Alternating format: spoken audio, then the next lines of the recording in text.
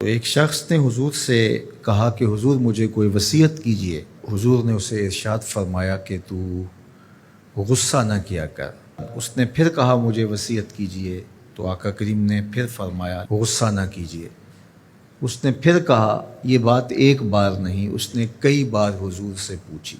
وہ کوئی اور وصیت طلب کرنا چاہ رہا تھا کہ یہ تو ٹھیک ہے، کچھ اور وصیت بھی کیجئے۔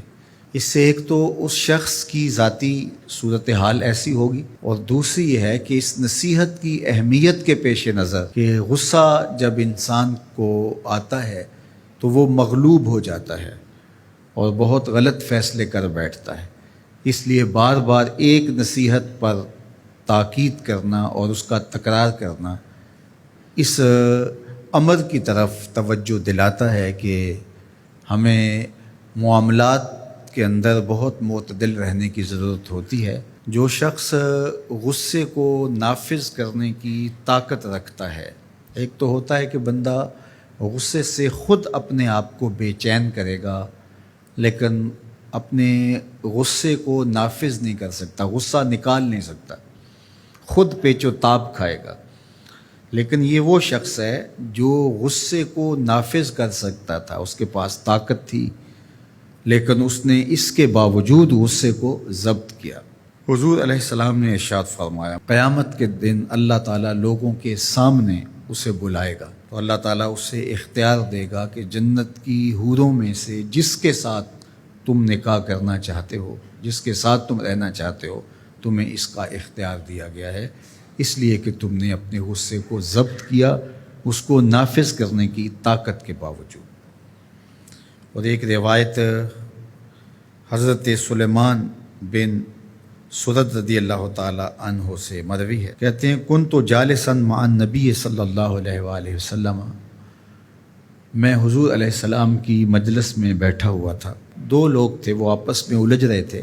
ان میں سے ایک شخص کا چہرہ غصے سے سرخ ہو گیا، رگیں پھولی ہوئی تھیں، اور ایک دوسرے کے لیے سب و شتم کا ماحول پیدا ہو گیا تھا۔ اللہ کے رسول صلی اللہ علیہ وآلہ وسلم نے ارشاد فرمایا، میں ایسا کلمہ جانتا ہوں کہ اگر یہ کلمہ پڑھ لیں تو ان کا یہ غصہ زائل ہو جائے گا، ان کی جو کیفیت ختم ہو جائے گی۔ اور وہ کیا ہے؟